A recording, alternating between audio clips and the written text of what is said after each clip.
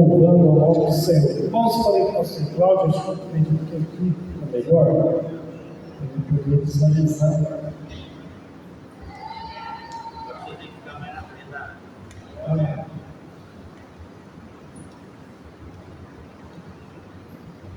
Primeiro Pedro, capítulo 3, versículo 15, diz assim: antes santificai a Cristo como Senhor em nosso coração, estamos sempre preparados para responder todo aquele que nos pedir razão da esperança que é em nós.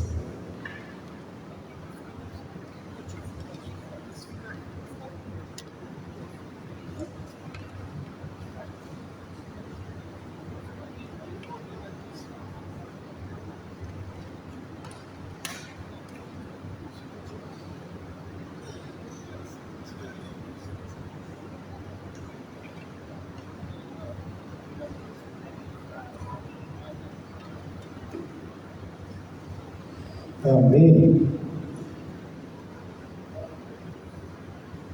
O que é doutrina?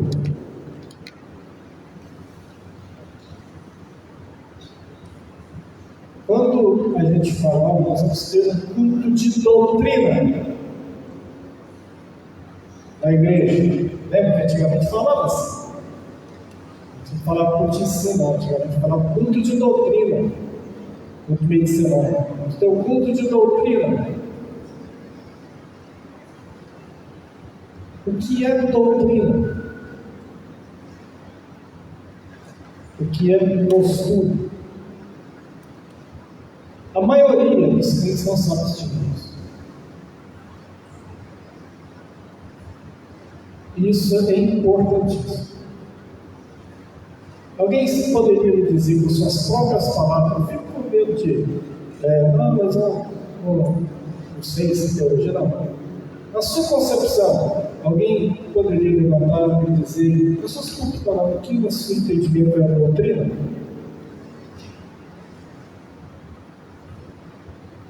Se alguém quiser falar, fica aberto a oportunidade, pode falar. Sua opinião, o que é doutrina? Doutrina tem três doutrinas. Doutrina de ordem, doutrina de Satanás. Sim, existem as três, esse meu amigo pioneiro, né? Falou muito bem. Pode passar, irmão. Eu vou só aqui, só colocando mais, sabia? Mais, pode ir.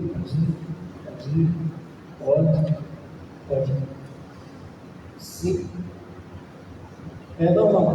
Pode voltar, passou. Pode voltar. Sim, vai.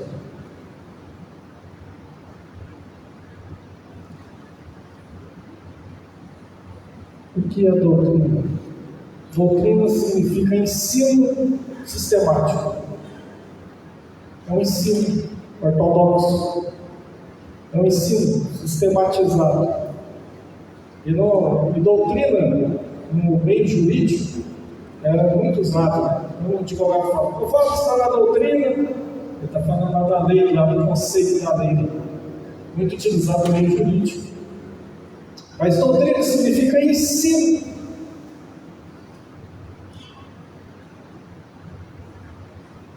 É ensino. Então, quando fala um culto de doutrina, é um culto de ensino. Ensino sistemático. Agora, existe, como nós bem falou, 3 tipos de doutrina, e elas estão aí. A primeira delas é o que? Doutrina de? Depois, doutrina dos? E a última doutrina do quê? Dos demônios.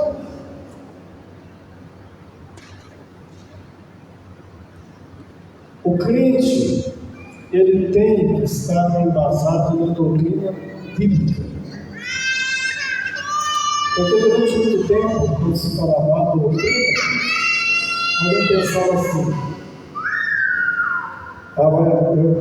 minha doutrina é forte naquela igreja. Quando ele falava doutrina forte, ele estava querendo dizer que ali tinha uma questão de uso e costume, né? Um ensino mais forte nesse sentido. Ali as irmãs não podem cortar cabelo, ali não pode usar um participado geralmente bem simples, irmão, né? Ali é isso, ali. Então as pessoas pensavam em doutrina assim. Não, ali a doutrina é fraca, quer dizer que ali era liberalizada. Só que uma coisa é o costume, uso e costume, a outra é a doutrina. Então, quando se fala doutrina de Deus, é a doutrina sistematizada na palavra de Deus.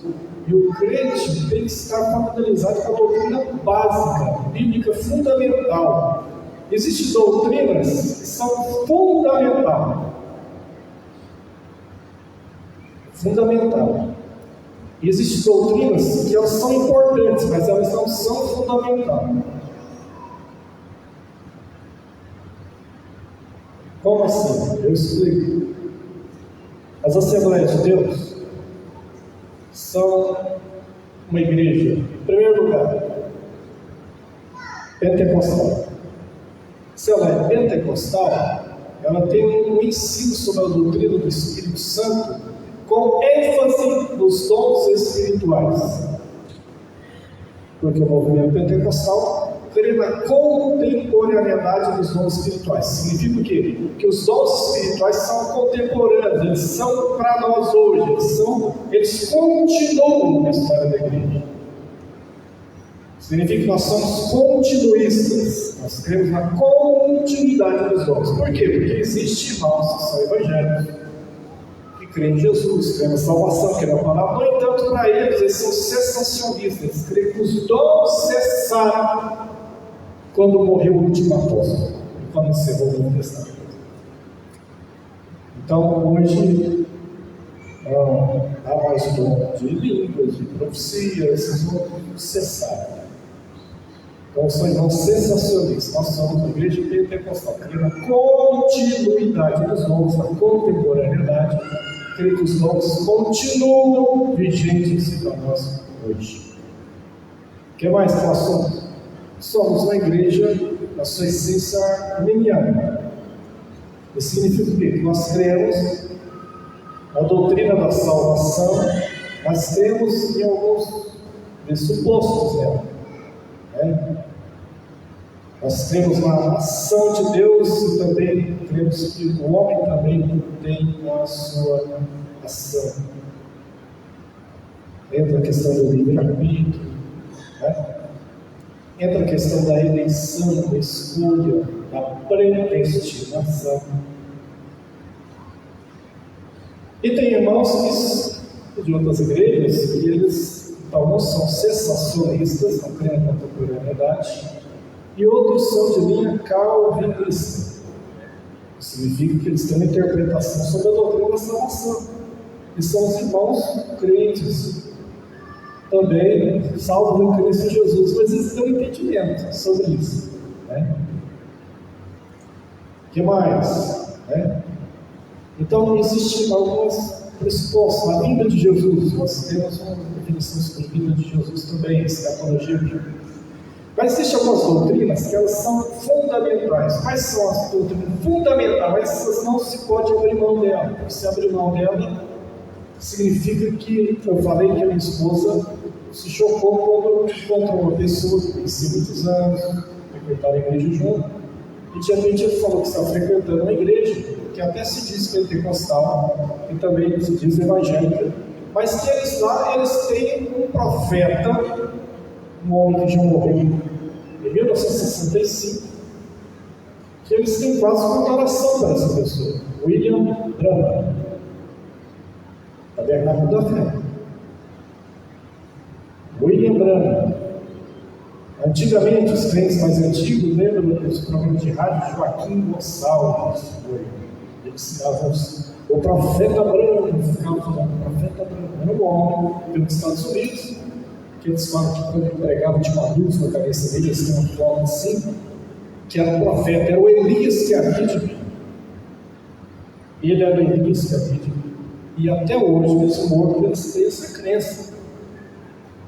Nos livros deles, lê a Bíblia e os livros de William Branham. Eles batizam só em nome de Jesus, não batizam em nome do Pai, do Filho e do Espírito Santo.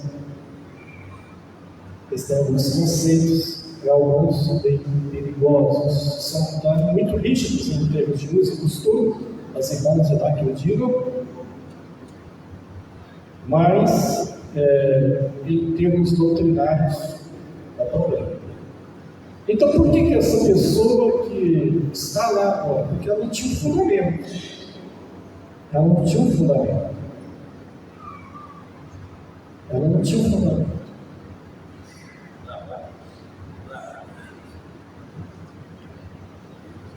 A doutrina de Deus, as principais doutrinas bíblicas em primeiro lugar, a doutrina da Santíssima Trindade, nessa nós não podemos saber. Nós cremos no único Deus que subsiste eternamente em três pessoas: Pai, Filho e Espírito Santo. Isso não se pode abrir mão. Por quê? Porque o contrário a isso é heresia, significa ensino errado, ensino pernicioso, ensino herético. E a igreja sempre lutou contra a heresia. Então, heresia é o que vai contra a doutrina, a sã doutrina da Bíblia Sagrada. Então, por que ele tem algumas religiões que a gente chama de seitas heréticas? Porque elas ensinam heresias. As heresias sempre estiveram na história da igreja e a igreja sempre teve que combater. 1 Coríntios capítulo 12, que é o capítulo que Paulo fala sobre os dons espirituais, mas tem um versículo ali que a gente não presta muita atenção nele, que é o versículo 3, 1 Coríntios capítulo 12, versículo 3. Eu não sei se todo mundo está atrás, está vendo que eu ensino aqui, se alguém quiser chegar, ficar mais próximo, fica à vontade. 1 Coríntios 12, 3, diz assim: por isso, nos faço compreender que ninguém que fala pelo Espírito de Deus afirma anátema Jesus. Por outro lado, ninguém pode dizer Senhor Jesus, senão pelo Espírito Santo. O que Paulo estava querendo dizer ali? Ele estava escrevendo uma igreja carismática. Se fosse no de hoje, a gente vai dizer que ela era pentecostal. No capítulo 1, ele começa elogiando aquela igreja, dizendo que nenhum dom nos faltava. Falou, louvo a Deus que nenhum dom nos falta. Você falou, oh, glória! Ela era uma igreja carismática, tinha os dons, mas ela tinha os problemas. Faltava para elas uma estrutura de ensino. É por isso que a primeira e segunda carta são escritas nessa igreja, para estruturar doutrinariamente essa igreja. Então ele começa a falar sobre os dons, ele fala, olha, mas eu quero que vocês sejam ignorantes a respeito dos dons. Ninguém pode dizer que fala pelo Espírito Santo e fala que Jesus é anátema. Anátema significa amaldiçoado. Ninguém pode falar. Então tinha pessoas controladas naquela igreja, que ao mesmo tempo falavam que estavam falando pelo Espírito de Deus, ou outra hora estavam maldizendo Deus. Você já pensou um negócio desse? Porque é isso que ele está falando aqui. Que ninguém pode falar pelo Espírito Santo e dizer que Jesus é anátema, amaldiçoado. Olha que ponto que estava. Tinha maluquice de toda sorte. Ele teve que disciplinar essa igreja até como usar os dons. No capítulo 14 ele vai falar sobre os dons. Olha, pode profetizar 2 ou 3, mas só demais, uns esperam o outro, porque o espírito do profeta está sujeito ao profeta. 1 Coríntios 14, versículo 3. E tudo que façais com decência e guarda. E no culto não tem salmo, não tem doutrina, não tem consolação, não tem exortação. Paulo disciplinando a liturgia de culto, porque eles eram descontrolados na liturgia de culto. No capítulo 15 de 1 Coríntios, versículo 29, ele vai falar também como que lá o negócio estava complicado, o que estava vendo naquela igreja lá. Temos doutrinário, pessoas fazendo coisa completamente errada. Versículo 29 do capítulo 15. De outra maneira, que fariam os que se batizam por causa dos mortos? Se absolutamente os mortos não ressuscitam, porque se batizam por causa deles? Tinha gente que se batizava pelos mortos. Sabe quem faz isso? A igreja dos mormons. O nome do mormon é o nome popular, o nome da igreja, na verdade, é o nome bonito. Igreja de Jesus Cristo, Santo dos Últimos Dias. É o nome bonito. Mas lá eles ensinam contra a doutrina da Trindade. Porque não é um único Deus, são pessoas separadas da Trindade. É como se ensinasse 3 deuses. Jesus era casado, teve vários filhos, algumas mulheres, o marido era uma delas. Isso que eles ensinam lá. E eles, quando morre alguém, eles falam: olha, vamos batizar em nome dessa pessoa que faleceu. No meu caso, perdi meu pai recentemente, ele batizaria um pouco, mas ele já morreu. Eu batizava, não, eu estou batizando. Os coríntios faziam isso, por falta de entendimento, de prudência. Ele falou: olha, o que vocês estão fazendo? Porque nós cremos que os mortos ressuscitam. Porque se os mortos não ressuscitam, ele vai dizer isso no capítulo 15, então comamos e bebamos que amanhã morreremos. Mas se os mortos, sim, não há ressurreição de Cristo, então é vã a nossa fé. É uma igreja que faltava ensino, coisas básicas não sabiam.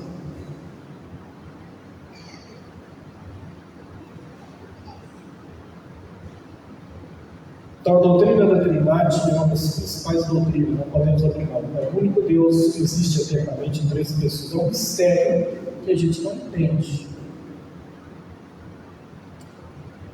Mas o Pai não é o Filho, o Filho não é o Pai não é o Espírito Santo, o Espírito Santo não é o Filho. Mas o Pai é Deus, o Filho é Deus, o Espírito Santo é Deus. É um grande mistério da Trindade. Um único Deus. Por que a gente diz que os testemunhos de Jeová são aceitos, heréticos? Porque eles tropeçam justamente nesse primeiro pilar dessa doutrina fundamental da Trindade. Eles inclusive escrevem nos livros da Sentinela, do Despertai, que não existe Trindade. A Trindade foi criada, inventada pelo imperador Constantino no ano 325, no Concílio de Nicéia. A palavra Trindade não é uma questão da Bíblia, a Trindade está na Bíblia toda. Gênesis capítulo 1. Versículo 1 começa dizendo: no princípio criou Deus os céus e a terra sem forma e vazia, e o Espírito de Deus pairava sobre as águas. Ali já vemos 2 pessoas da Trindade ali. E Deus, ali em hebraico, é Elohim, é no plural, não no singular. A criação do homem: façamos o homem a nossa imagem e semelhança. Plural. Deus está falando com anjos. Anjos não têm poder de criação, são criaturas. Estava falando com alguém igual em eternidade, em poder, em essência. Na Torre de Babel: desçamos e confundamos as línguas. Plural. Em Gênesis capítulo 18, a visita dos seres, a Abraão. Ele acorda e vê 3 varões vindo. E de repente 2 varões vão para Sodoma, eram anjos. E a Bíblia dizia: Abraão ficou perante o Senhor. Quer dizer, aquele que ficou ali não era anjo, era uma teofania. Era a forma de Cristo se manifestar antes da encarnação no Antigo Testamento. Teofania significa Deus se manifesta no formato angelical, mas é Cristo encarnado. E Abraão ficou perante o Senhor e começou a falar com o Senhor: se a cidade tivesse crente, o Senhor destrói. Deus fala: não. A Trindade no Antigo Testamento poderia estar em números de Deus. Eu cito o Salmo 110, quando Deus fala, Davi fala assim: disse o Senhor a meu Senhor: fica até que eu ponha todos os meus inimigos sobre os cabelos dos teus pés. Tu és sacerdote segundo a ordem de Melquisedeque. Disse o Senhor a meu Senhor. Jesus vai usar esse argumento em Mateus capítulo 22, quando os fariseus, que diziam que ele não era filho de Deus, ele diz: vocês nunca leram o Salmo? Quando Davi disse o Senhor a meu Senhor, olha, quem que é o Senhor que estava falando? Então Jesus, próprio Jesus disse. Quando a gente chega no Novo Testamento, a Trindade, então, no batismo de Jesus, a gente vê as três pessoas claramente. O Pai lá do céu, esse é meu filho amado que me compraz. O Filho estava sendo batizado. O Espírito Santo desceu em forma corpórea. Na fórmula batismal, em Mateus 28, o próprio Jesus fala: ide por todas as nações, ensinando-os, batizando-os em nome do Pai, do Filho e do Espírito Santo. A bênção apostólica de 2 Coríntios 13, Paulo fala: a graça do Senhor Jesus Cristo, o amor de Deus e a comunhão do Espírito Santo seja com todos nós.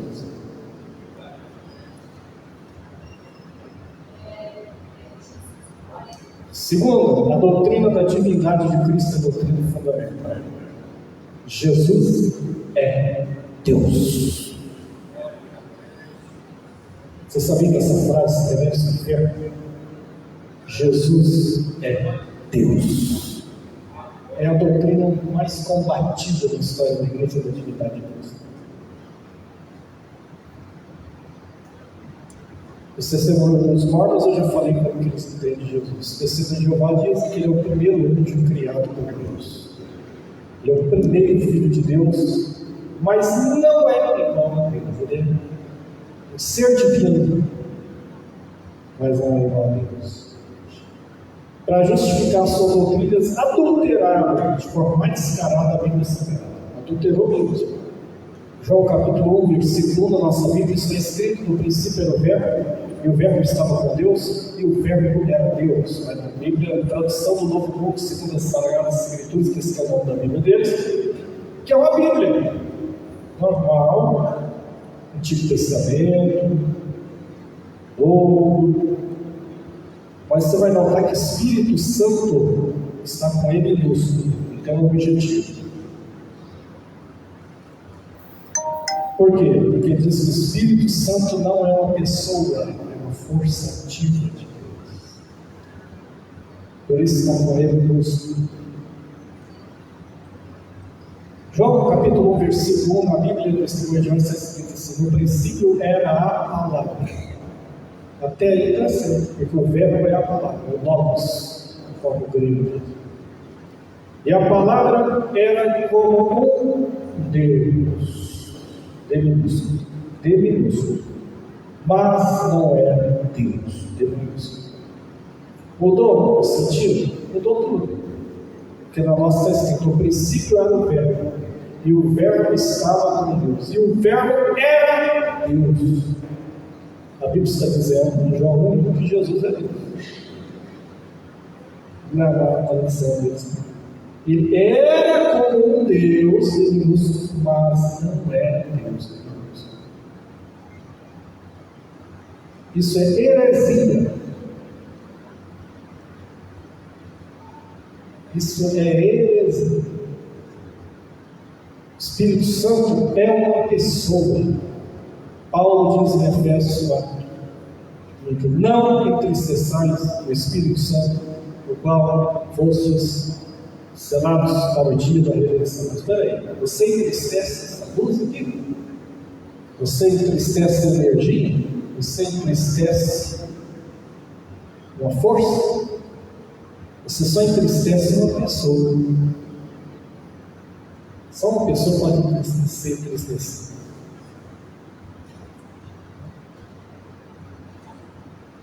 Pedro, em Atos capítulo 5, ao repreender Ananias e Safira, que tinham omitido e mentido sobre o preço da propriedade, eles venderam por um preço e ofertaram a metade. Eles poderiam fazer isso, a propriedade era deles, eles ofertavam tudo o que eles quisessem. O problema não foi a quantidade, o problema foi a mentira.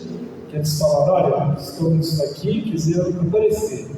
Vendemos por 100 essa propriedade. Na verdade, tinha sido por 200. Está aqui tudo aos pés do Senhor. É mentira.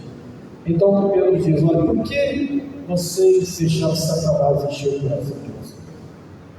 Por que mentistes aos Espíritos Santos? Você só mente com a pessoa, não com energia, não com força. Ora, não mentistes aos homens, mas a Deus. Ele afirma que o Espírito Santo é Deus. E é uma pessoa. Então, essas são doutrinas fundamentais: doutrina da Trindade, doutrina de Cristologia, quer dizer, da divindade de Cristo. Jesus é o Filho de Deus, igual em essência, em poder e eternidade. Um grande mistério, que a gente só vai entender na eternidade, mas nós aceitamos pela fé. Segunda palavra do Senhor. O que mais? É doutrina fundamental, não se pode abrir mão. A crença que a salvação é pela fé e pela graça do sacrifício expiatório de Cristo Jesus. A salvação não é pelas obras, para que ninguém se glorie, isso não vem de vós, é dom de Deus. Pela graça sois salvos. É apenas o sacrifício de Jesus, porque nós, o homem, não pode se salvar a si mesmo. Ele precisa de um Salvador, porque Deus amou o mundo de tal maneira que deu seu Filho unigênito, para que todo aquele que nele crê não pereça, mas tenha a vida eterna. Não trouxe. Essa é a doutrina fundamental. O Espiritismo, seja kardecista, budista, qualquer um. O hinduísmo, o budismo, eles pecam nesse ponto. Por quê? Porque eles creem que o homem pode se salvar assim mesmo, sem salvador. Como assim? Você paga aqui na terra as consequências do seu erro, do seu karma, as consequências de outras vidas. E vai morrendo e voltando, e se purificando. Não precisa de Salvador, é o homem mesmo que se purifica, que se salva. Por isso, quando uma pessoa está contrariada com o marido, fala: esse marido é carne, quer dizer, um meio carrega, ele sabe que na outra vida eu joguei pedra na cruz. Então, pessoas que pensam assim: o marido da mesma forma. Mas na verdade não existe isso. Os discípulos de João não perguntam para Jesus: Senhor, o que pecou? Eu vendo esse homem cego aqui, ele ou seus pais? Jesus falou: nem ele nem seus pais, ele está assim para que a glória de Deus se manifeste nele. Porque tinha pessoas lá entre os judeus que acreditam nisso. Mas Hebreus 9:27 demole a doutrina da reencarnação, vou dizer: é ordenado ao homem morrer uma única vez, vindo depois disso o juízo. E por que a gente tem que estar fundamentado? Porque existe um livro chamado Espiritismo e a Bíblia, onde eles tentam provar pela Bíblia a reencarnação. E infelizmente, eu já vi Bíblias de estudo que diz que 1 Samuel capítulo 28, quem apareceu pela saúde invocado pela pitonista é Samuel. Eu não vou citar o nome dela, mas diz que ali é de Samuel, porque Saul, quando se desviou e Deus não falava mais com ele, e eles citam isso com ele: aqui ó, na Bíblia, ó, Samuel voltou, falou com Saul. Eles citam a Bíblia. Aí tem crente que lê a Bíblia e poxa, eu não sabia dessa, eu estou me ensinando errado. Pode falar com os povos.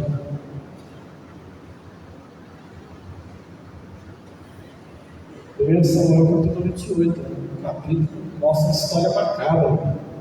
Um homem desviado, que quando Deus não falava com ele do Turim, que era o peitoral do sacerdote, as pedras que brilhavam, que quando a pessoa estava de bem, com a vida espiritual com Deus, chegava para o sacerdote, tinha pedras que brilhavam, e dizia: Senhor, eu devo fazer essa viagem? E conforme a pedra brilhava, o peitoral, Deus estava falando: sim, pode ir.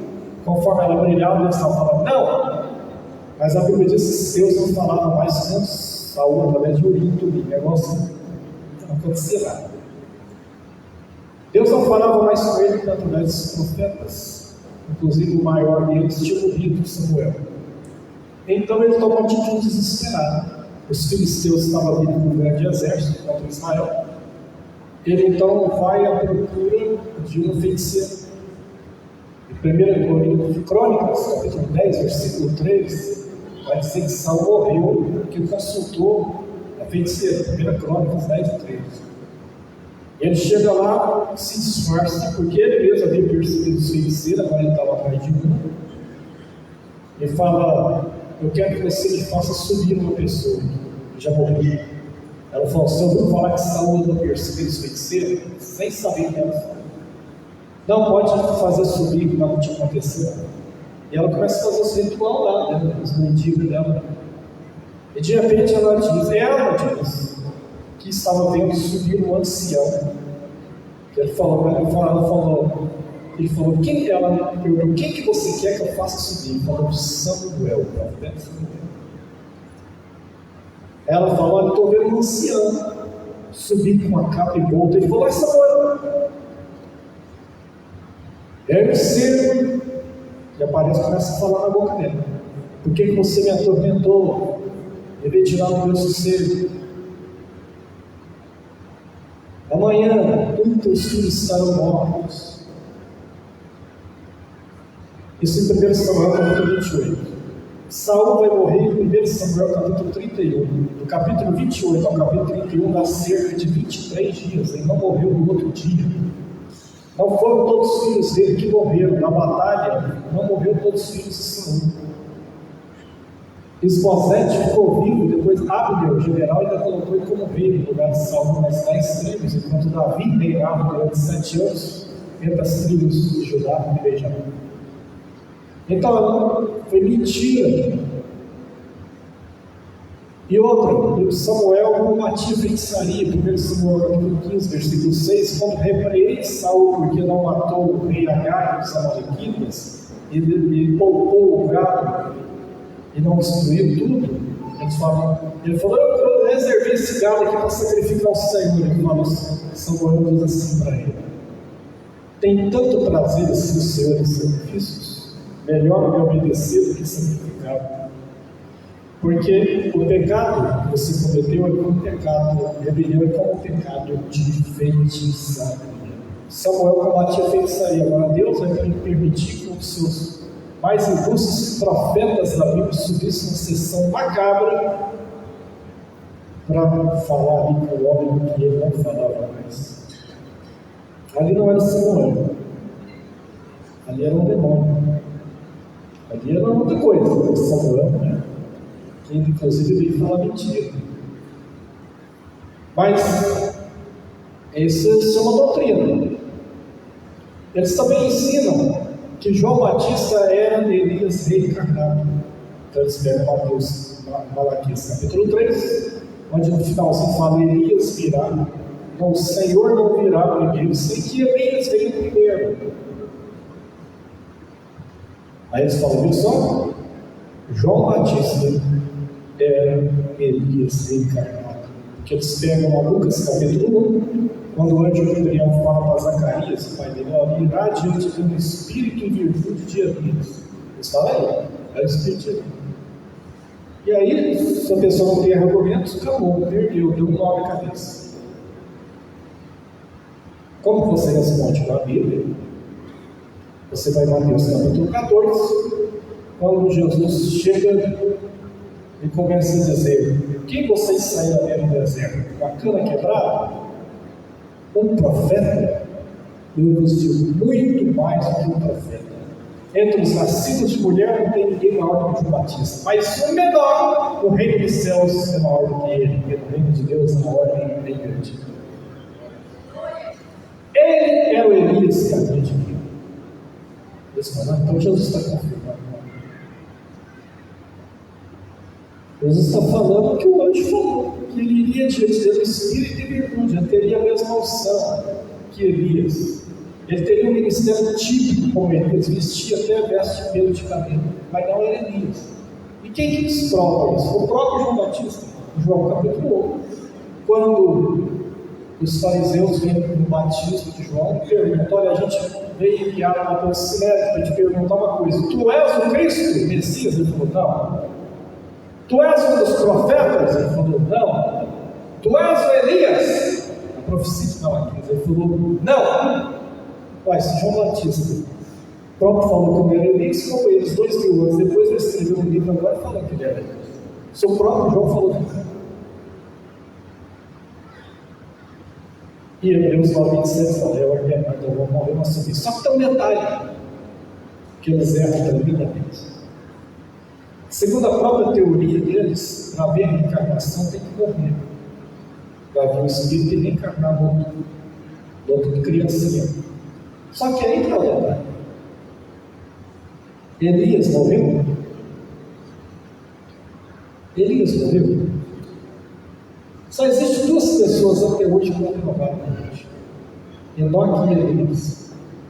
A Bíblia diz que quando Elias e Eliseu, 2 Reis capítulo 9, andando, falando, veio um carro de fogo, redemoinho, levou o céu. Elias não morreu, ele foi arrebatado vivo. Então, como que o vivo vai reencarnar no vivo? Acabou. Mas vocês têm que saber que a Bíblia básica só existe salvação através do sacrifício expiatório de Cristo Jesus. Isso é doutrina fundamental. E por que tem crente que não tem fundamento nenhum? Tanto faz para ele estar culto aqui como em outro lugar. É tudo a mesma coisa, estou falando de Deus. Não é assim não. Mas não é Bíblia lá, cuidado. Fulano conhece a Bíblia. Eu vou te falar, sabe quem conhece a Bíblia muito bem? Satanás.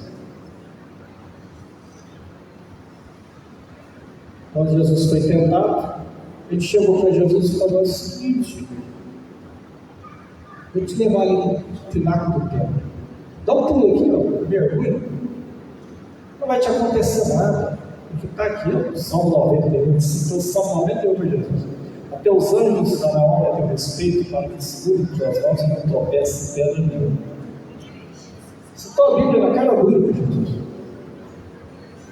Só que era Jesus, né? E Jesus falou: só que o Salmo 91 está escrito assim: aos seus anjos. Os seus quem? Quem pode ser? Os anjos são de quem? Os anjos são de quem? Deus. Aos seus anjos dará ordem a teu respeito. Somente Deus poderia. Acontece que Jesus tinha se esvaziado da sua divindade para assumir a forma de homem. Se Jesus faz isso, ele quebrava tudo. Porque para ele fazer o sacrifício, ele teve que abrir mão da sua divindade.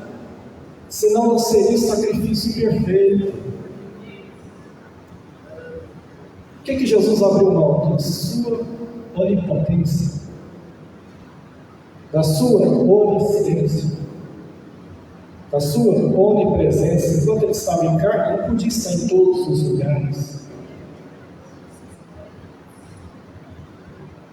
Ele não usava o seu poder de filho de Deus. Mas qual poder que ele usava? O poder do Espírito Santo.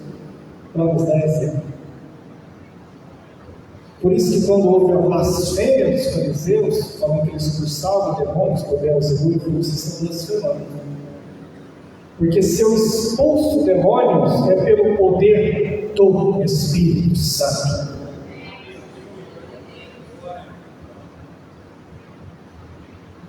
Aí Jesus falou: mas também está escrito: não tentarás ao Senhor teu Deus. Cortar o pináculo do templo é tentar a Deus. E querer citar a Bíblia por isso. É o que as igrejas da teologia da prosperidade faz hoje.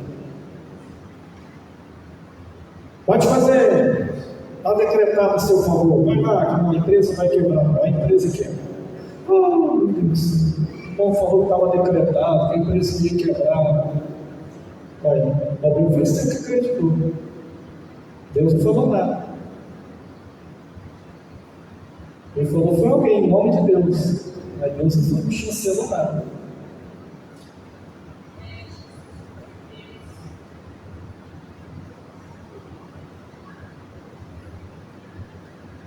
muito cuidado com o que você ouve, muito cuidado com os que falam e decretam, e saem decretando coisa por aí, porque só existe um decreto, e o decreto de Deus, e só quem pode dar ele é Deus. Somos salvos pelo seu decreto. Ele decretou, ele está decretado. E ninguém muda o que Deus decreta. Então, isso são fundamentos da fé cristã. Então, a primeira é a doutrina de Deus. A segunda é a doutrina dos homens. Por que os homens têm doutrina? Tem. Os homens também têm doutrina. Segunda coisa, Colossenses capítulo 2. Esse a gente vai ver. Aliás, eu não vou ler, vou pedir para alguém. Colossenses capítulo 2. Vocês vão ver qual que é a doutrina dos homens. Os homens gostam de fazer doutrina.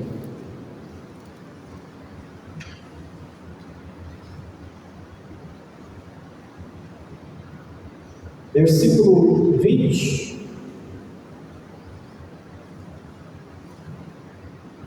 Até o versículo 23. Alguém poderia, com a voz forte, se levantar e ler para nós? Colossenses capítulo 2, versículo 20 ao versículo 23. Quem achou?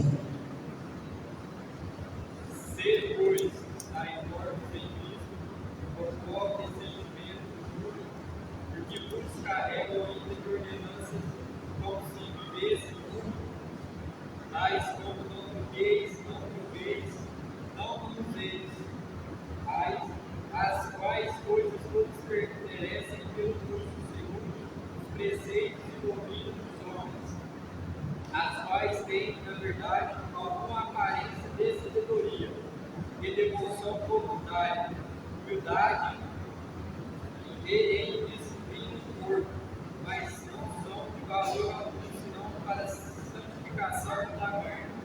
Sim. Lá entre os Colossenses, eles estavam vivendo a heresia dos gnósticos. Ensinavam que Jesus não veio em carne, né? Que tinha duas formas deles ensinar. Então tinha uns que ensinavam devassidão, quer dizer, carne não tem problema, não.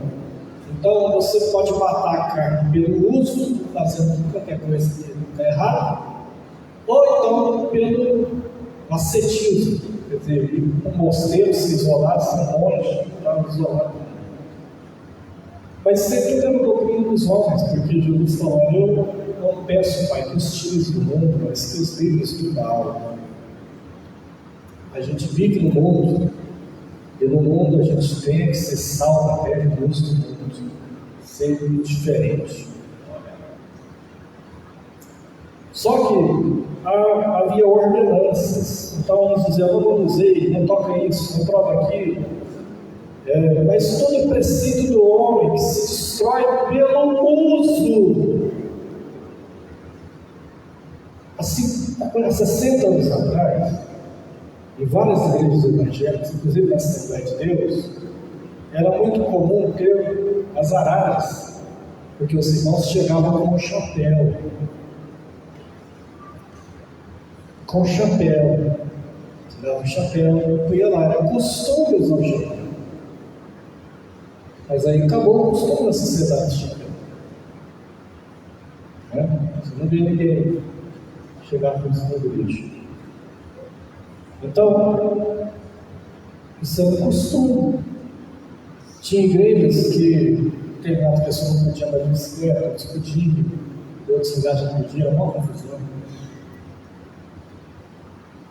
Mas são coisas que mudam.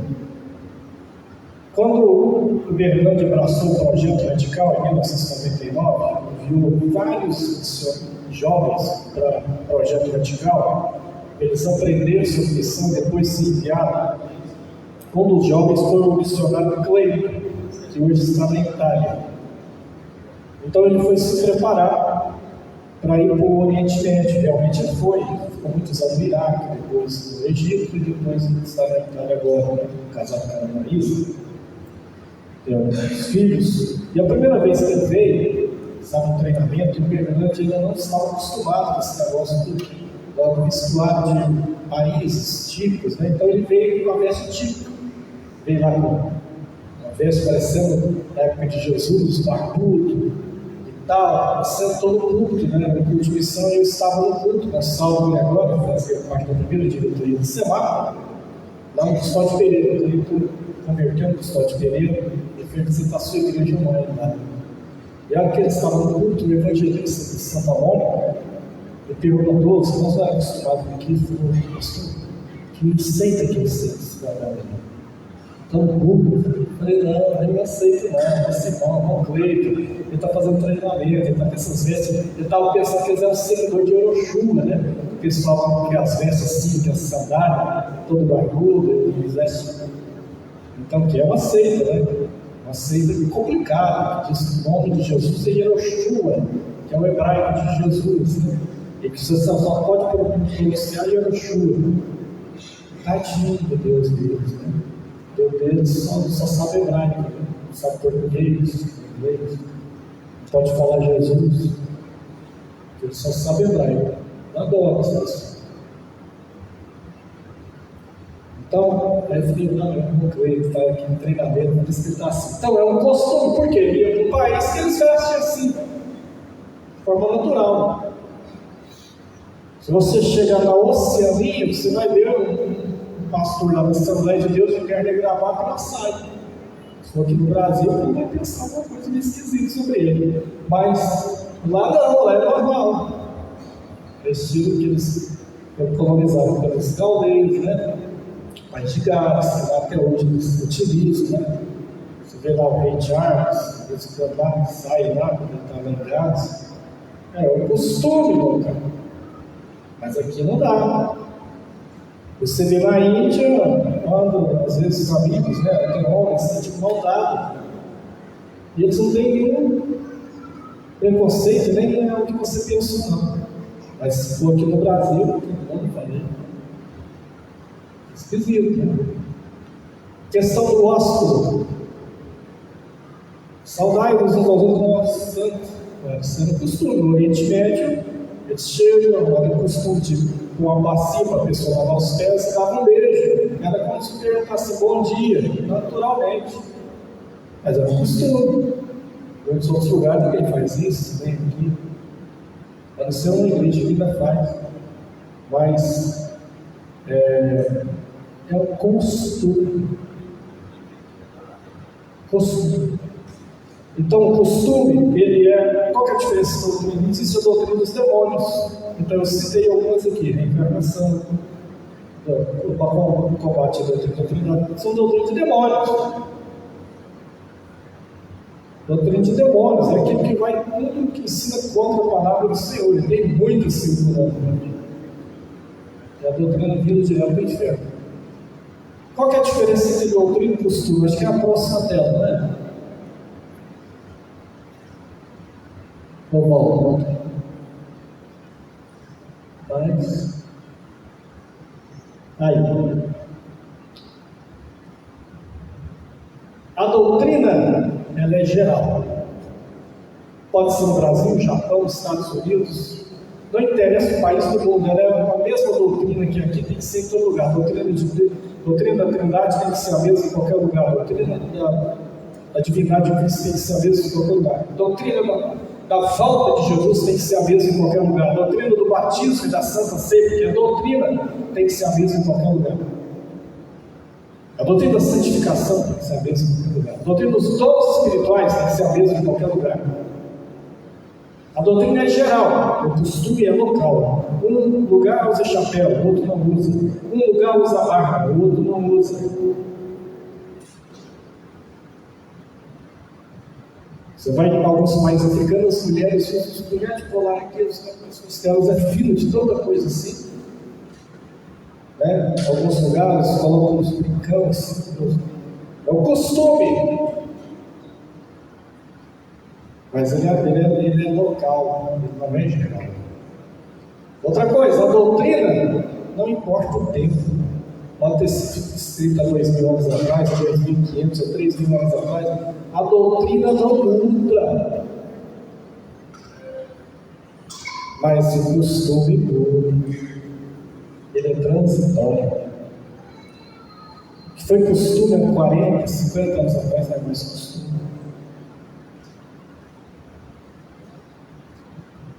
Há 60 anos atrás, era disciplinado que tinha rádio. Rádio. Instrumento de mão. Década de 70, 80, televisão. Caixinha do capeta. Aí tinha uns crentes criativos. Na sala deles eles colocavam uma parede de som. Aí chegava um homem e disse: olha, não, que tem isso, tem uma parede de som, só uma parede de som. Aí eu ia embora, vem mulher, vamos mulher. Aí ele estava lá no quarto, dentro do guarda-roupa da televisão. Era hipocrisia. Vamos ver, mãe, olha tanta oferta, esse povo não vai embora. Oh, Jesus. Que visita demorada. Capítulo de hoje eu posso perder, mas ela abrir aqui e passar por escuro, né? Pastor, sim, irmão. Eu vi na televisão, eu estou lá, eu ajudei o pastor destruindo o nome do prédio, que veio de São Paulo, eu fui destruindo ele. Escolheu Deus.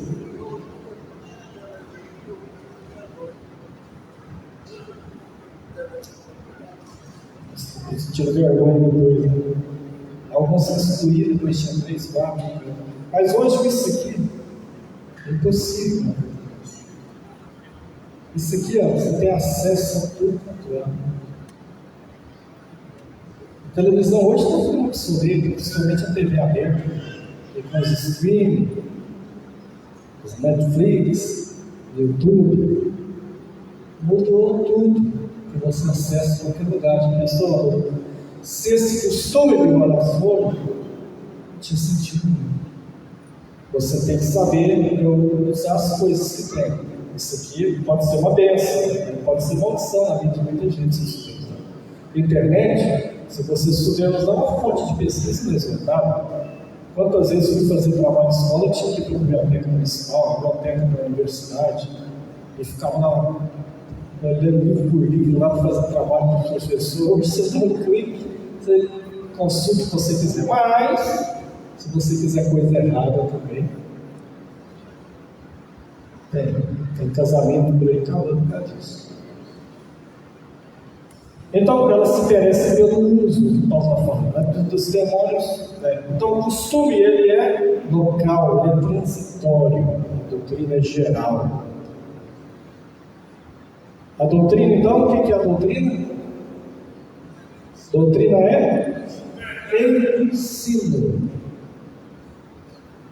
Então, terça-feira que vem, o pastor Paulo estará dando culto de doutrina aqui, estará dando culto de ensino. Hoje culto de doutrina, hoje o chicote vai cair. Antigamente eles falavam diferente, hoje o cajado vai descer. Vai descer o cajado. Ensino é palavra de Deus, falado com graça. Né? A Bíblia Sagrada é maravilhosa. Nós estamos vivendo uma época em que nunca se vendeu tanta Bíblia. O Brasil está passando os Estados Unidos em venda de Bíblia, que os Estados Unidos é o país mais vendido. O Brasil está passando. Você fala aleluia, não é mesmo? Bom. E uma pessoa vem para a televisão: olha, aqui eu estou com a Bíblia da Vitória Financeira, a Bíblia do Paulo Cerudo, a Bíblia do Mike Murdoch, a Bíblia do tal, a Bíblia do fulano de tal. Essa Bíblia tem isso, tem aquilo. Ele fala: compre. Aí ele fala: leia. Ele fala: compre. E o povo compra. E aí tem Bíblia dourada, Bíblia azul, Bíblia amarela, é a Bíblia do Chile, né? É a Bíblia jovem, é a Bíblia do obreiro, é a Bíblia da mulher, é a Bíblia da mulher, e a Bíblia da mulher que ora. Sempre tem um que não ora. Então, gente, tanta opção. Mas nunca se deu tão bom. Eu lembro de uma época que era difícil comprar Bíblia. Tinha poucos lugares que ofertavam. Você vai no supermercado também. Mas o povo não lê. O povo compra, chega com sua Bíblia de estudo. A Bíblia de estudo. Algumas grandes. Nossa, acabou de se ler. Aí chegou na igreja, o pastor falou, agora vamos abrir aqui o Salmo número 27. Ele abre, menino, vai, em casa, o restante, só uma semana de vida. E aí nós estamos vendo a geração atual. Isso cobra um preço. Aí chega alguém, dá uma profetada e fala, você viu o que Deus falou? Ele não sabe distinguir entre uma profetada e uma profecia. Legítimo, porque Deus fala assim através de profecia. Os dons são atuais. Mas como ele não conhece a Bíblia, ou ela, é fácil de ser enganado. Aquelas reuniões isoladas, ali que ora, e não é uma bênção. Eu vou dar, sabe, a rebelde porque eu vou casar. E essas pessoas são tão terríveis, que eles chegam primeiro na sua casa, ficam só escutando, fala um pouco, fica escutando, se contar sobre sua vida, e quando lá, aí depois, vamos orar, você pode esperar. E eis que isso aqui. Um pouco de Deus. Falou. Eu sabia que era dele, que era dele. Quem que ela falou? Aí você vai ver a escolha dela, um negócio dele. Porque os negócios selecionaram. E quando Deus fala com a gente, você guarda no coração. Você guarda no coração e assim você vê quem é profeta de Deus e quem não é. Como assim? Será que vem escrito na peça? Bem não. O falso profeta, ele é falso porque ele parece verdadeiro. Mas em Deuteronômio 18, Moisés deu uma receitinha. Ele falou, olha, é simples. Se a palavra do homem que falar em meu nome, ou mulher, não se cumprir, vocês não precisam temer ele. Esse tal não falou em meu nome. Cumpriu? Beleza de Deus. Não cumpriu? Não esquece. Quantas pessoas apavoradas no ano 2016, quando apareceram áudios do WhatsApp da vida? Áudio, você não via nem o rosto. Depois de 2018 surgiu de novo, 2020 de novo, 2021, quase todo ano surge. Homens ou mulheres, aparece uma voz chorando, o povo compartilhando os áudios. Olha aqui, olha esse áudio. E a pessoa chora, às vezes fala, tem medo. Olha, eu vi um acidente, eu vi que vai ter um tsunami no Rio de Janeiro, ele está vindo aí com um derramamento de sangue em Goiânia, isso e aquilo, pessoal. Você viu? Mas, gente, olha, gente, prepara que Jesus está vindo. Aí, e aí, eu sei que Jesus está vindo, não precisa ninguém me falar isso, não. Eu sei que eu creio na palavra. Ele falou, eu vou voltar. E vos levarei para mim mesmo.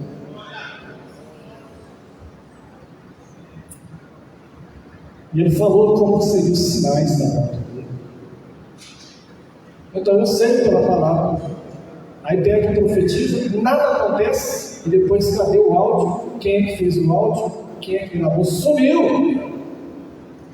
Eles nem a humildade para chegar e falar, olha gente, eu peço desculpa, eu me emocionei, falei alguma coisa aí, da carne mesmo e tal, ele não era, mas você não vê não, só. E fez um estrago. Isso na história da igreja tem acontecido muita gente. Pessoas que marcam a volta de Jesus. Eu já vi pregador famoso marcar a volta de Jesus. Eu estou com 74 anos. Israel vai fazer 80 anos em 2028. A gente vai preparar. Não, isso aí eu vi em 1988, quando Israel fez 40 anos. Isso aí eu vi faltando 7 anos no ano 2000, quando tinha gente falando que o arrebatamento em 1993, que em 2000 já começava o beleza, 7 anos de tribulação. Eu vi isso em 88, quando o pessoal falava, olha, em 88 Jesus. Eu vi isso no alinhamento dos planetas e nada disso aconteceu. Por que não aconteceu? Porque Jesus não autorizou ele fazer isso. Ele falou acerca daquele dia. E olha, ninguém sabe, nem os anjos do céu, nem o Filho, unicamente meu Pai. Porque a agenda de Deus é de Deus.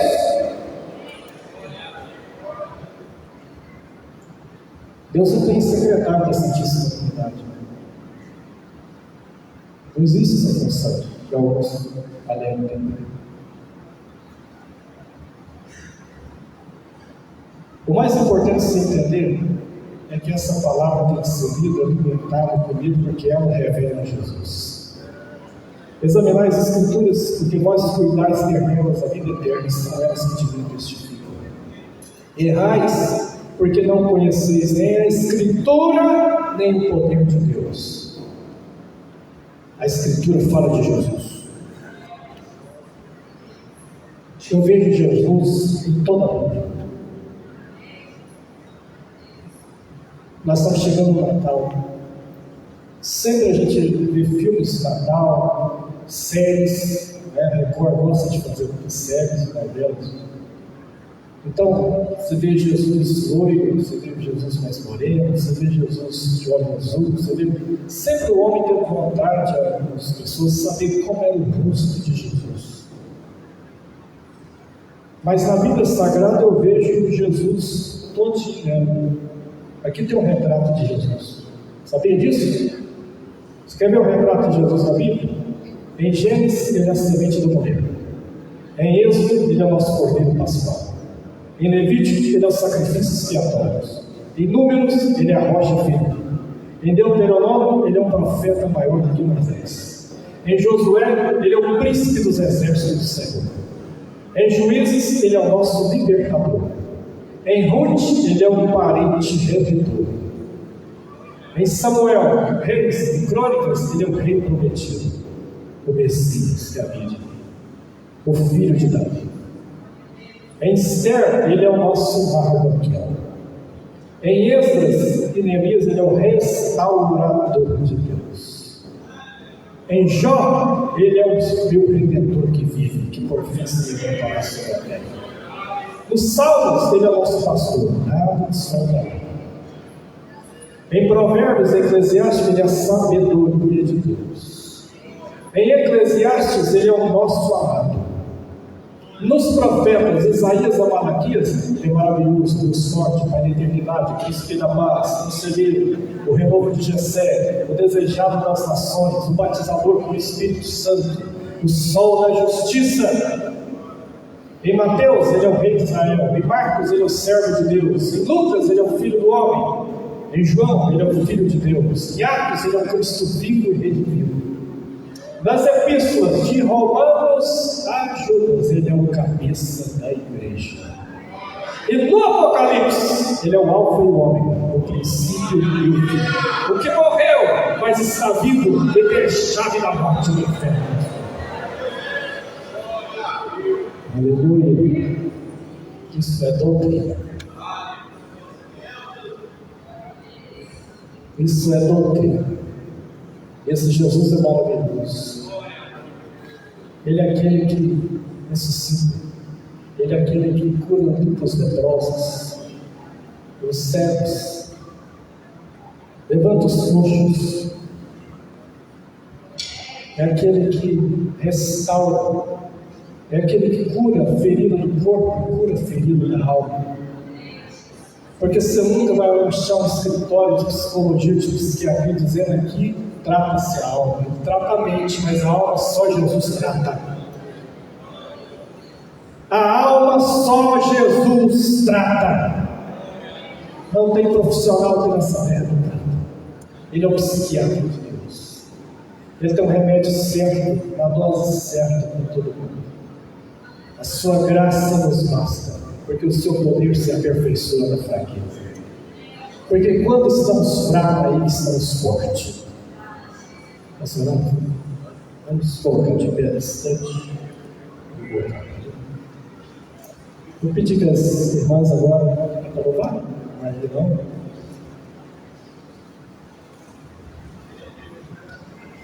Eu quero orar bastante.